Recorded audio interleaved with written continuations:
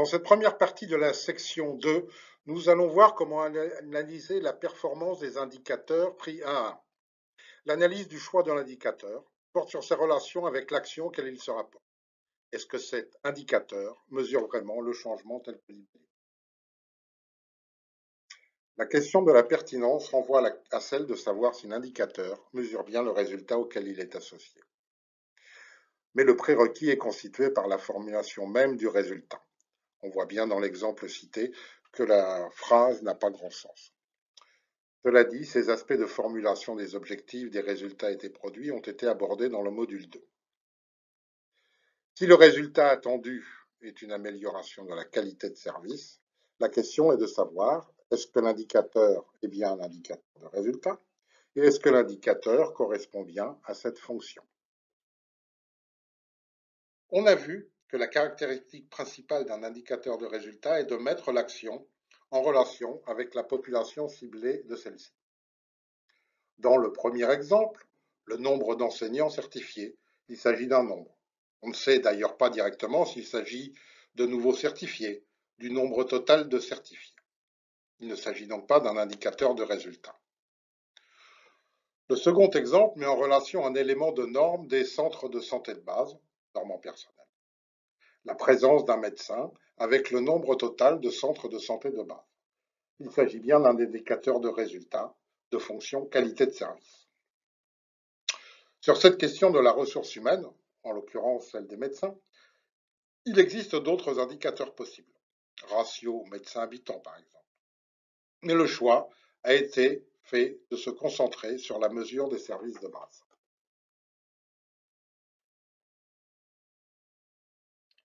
En statistique, la notion de population renvoie à une définition très différente de celle du sens commun. La population est l'effectif total sur lequel une variable est calculée. Il peut évidemment s'agir d'une population d'individus, comme au sens commun, mais la statistique utilise des notions précises. La population malgache retient la nationalité, la population de Madagascar, celle de résidence. Elle contient aussi des étrangers, mais aussi de groupes d'individus. Là encore, il faut être précis. Les fonctionnaires renvoient un statut, le personnel de la fonction publique à un employeur, ou encore d'infrastructures, les centres de santé, les routes, les écoles, les tribunaux, et enfin à des actes de l'administration. Une affaire jugée en justice, un acte médical, une aide accordée. La question principale est de savoir si on connaît l'effectif de cette population avec suffisamment de précision. Sinon, lorsqu'on l'utilise pour calculer un taux, on introduit une erreur qui peut être lourde. Les quelques exemples qui vont suivre indiquent les difficultés qu'il peut exister sur les effectifs de population. Pour calculer un taux de dossier à jour du personnel de la fonction publique, cela nécessite de connaître avec une relative précision le nombre d'agents de l'État. Or, pour l'instant, le ministère de la fonction publique ne dispose pas de cette information, même si cela est en cours de résolution. Pour calculer un taux d'abattoir aux normes, cela nécessite de disposer au dénominateur du nombre total d'abattoirs. Or, le dernier inventaire remonte à plus de 20 ans. Pour le taux de scolarisation, cela nécessite au dénominateur de disposer des projections de la population en âge scolaire. Or, ces projections sont actuellement très anciennes et en attente des résultats du dernier recensement de la population. Enfin, le taux de dépistage des facteurs de risque de maladies non transmissibles nécessite au dénominateur le nombre total de consultations externes d'adultes de plus de 15 ans dans les formations sanitaires et au numérateur le nombre de dépistages effectués.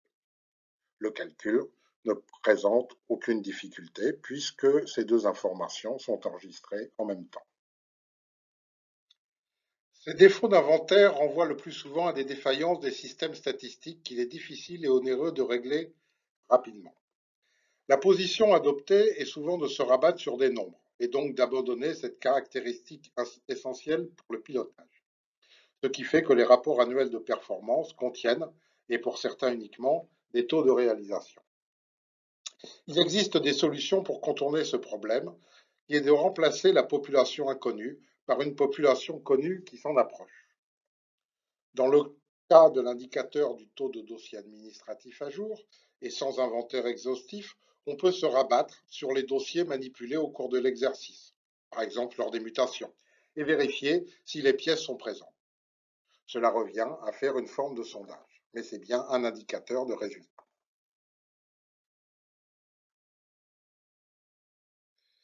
L'indicateur met en relation des mots avec des concepts statistiques.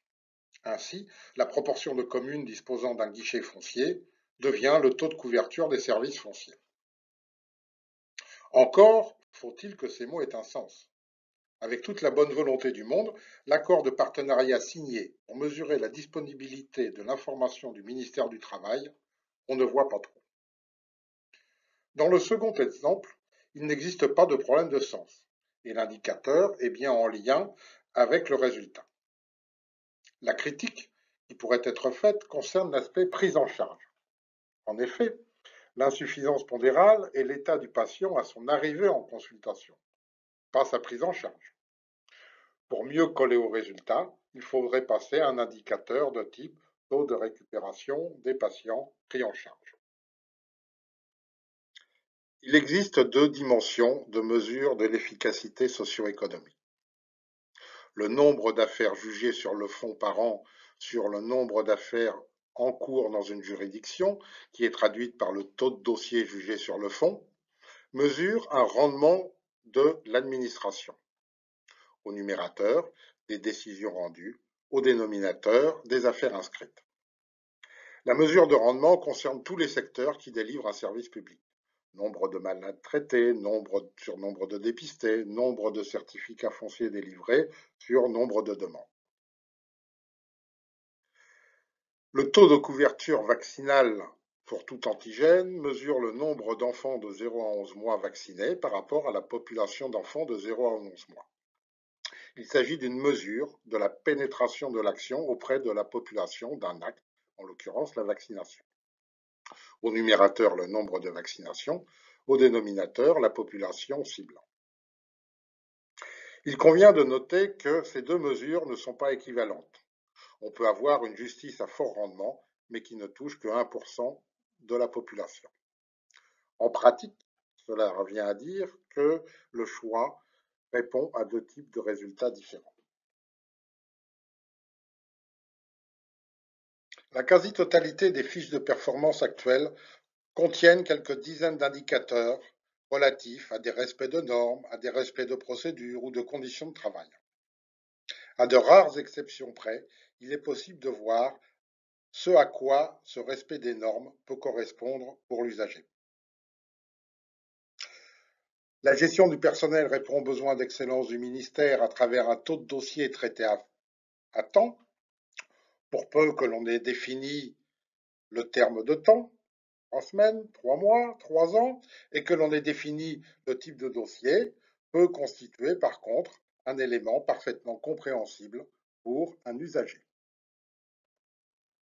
La mesure d'une norme dépend du nombre de critères qui la définissent. S'il existe un seul critère, cela est relativement simple. Le respect des délais de transmission des rapports mensuels des formations sanitaires est fixé à 15 jours ouvrés après la fin du mois. Le respect du délai est traduit par le taux de promptitude, qui est le nombre de rapports arrivés dans les délais sur le nombre de total de rapports reçus. S'il existe plusieurs critères, comme dans l'exemple, cela nécessite de mesurer chaque indicateur séparément, puis de transformer le tout dans un système de notation. Si 80% des agents arrivent à l'heure, c'est égal à 1. Si un bureau n'est pas signalisé, égal 0, etc., etc. À la fin de l'ensemble des notations, je peux conclure qu'un service est aux normes. L'indicateur prend alors la forme d'un rapport entre le nombre de services aux normes sur le nombre total de services. Régler les questions de qualité de service grâce à des taux de respect de normes devient, dès lors que le nombre de critères est élevé, complètement opaque pour l'usager et parfois même pour le concepteur. Il existe dans la qualité de service 4 dimensions principales qui répondent directement à des questions telles que tout le monde se pose. Est-ce que le service est proche de l'usager? Ça peut se traduire par différents types d'indicateurs comme le taux d'accès géographique, qui mesure le nombre d'habitants situés à bonne distance, de kilomètres ou 30 minutes d'un service, ou le taux de couverture géographique d'un service, rapportant le nombre de communes équipées au nombre total de communes. Est-ce que le service est disponible, comme par exemple les ratios de personnel, médecins, juges, rapportés à la population de l'aire de service? Est-ce que les usagers, filles, garçons, urbains, ruraux, sont égaux face à un même service? Si le taux de scolarisation des garçons est de 30% supérieur à celui des filles, l'indicateur dit indice de parité est de 0,6. Il faudrait qu'il soit 1 pour avoir la parité. Enfin, les indicateurs de respect des engagements de l'État. Si le délai légal de délivrance d'un certificat foncier est de 1 an et qu'en pratique il est de 3 ans, le taux de réduction des délais est de 200%. En général, l'usager est beaucoup plus sensible à ce type d'engagement que lorsque ce critère est noyé dans une norme de service foncier. Avant d'entamer une analyse de pertinence pour un secteur donné, il convient de bien se documenter. Il existe au niveau international de nombreux guides, recueils d'indicateurs, en particulier pour les secteurs de la santé et de l'éducation, qui proposent des indicateurs normalisés au niveau international. Au niveau de Madagascar, et même si cela est rare, il existe aussi quelques recueils de métadonnées, comme par exemple pour le secteur de la santé. Lors de l'analyse, il faut se méfier de tous les indicateurs aux définitions simplistes. Un taux de dossier traité, tout court, indique souvent que le concepteur de la matrice a mis quelque chose juste pour remplir une case. Des indicateurs globaux de normes mal définies qui souvent conduisent par la suite à conclure à leur non-mesurabilité. À la fin de cette seconde section, nous allons vous proposer de tester de nouveau vos connaissances. Parmi les indicateurs suivants, pouvez-vous les classer selon leur appartenance aux indicateurs d'efficacité, d'efficience ou de qualité de service? Ratio de déconcentration du personnel. Pourcentage des communes accessibles par voie de surface toute l'année. Nombre de titres fonciers établis. Longueur des routes réhabilitées ou construites. Nombre d'enseignants encadreurs de l'EF certifiés. Pourcentage des admis au BEPC. Taux de mise en place d'une base de données fiable. Pourcentage des districts supervisés en matière de surveillance épidémiologique. Taux de disponibilité des intrants de santé. Taux de couverture contraceptive. Pourcentage des indicateurs de résultats disponibles. Attention, il peut ne pas exister de réponse. Vous pouvez maintenant mettre la vidéo sur pause et reprendre lorsque vous avez fini de remplir ce questionnaire. Voici maintenant les résultats. Le ratio de déconcentration du personnel est bien un indicateur de qualité de service.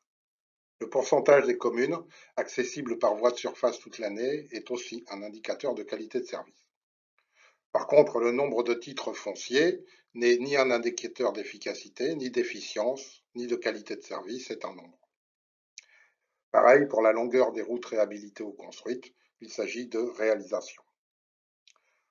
Le nombre d'enseignants encadreurs de l'EF certifiés est aussi un nombre, donc il ne s'agit pas d'un indicateur de résultat.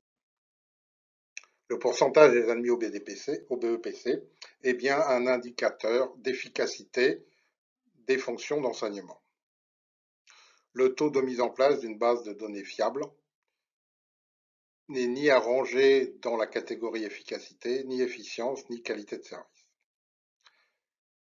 Le pourcentage de districts supervisés en matière de surveillance épidémiologique est bien un indicateur de qualité de service. Enfin, le taux de couverture contraceptive est bien un indicateur d'efficacité qui mesure un taux de pénétration des actions de contraception. Le pourcentage des indicateurs de résultats disponibles n'est pas un indicateur de résultat puisqu'il est un petit peu tautologique par rapport au contenu de la matrice de performance.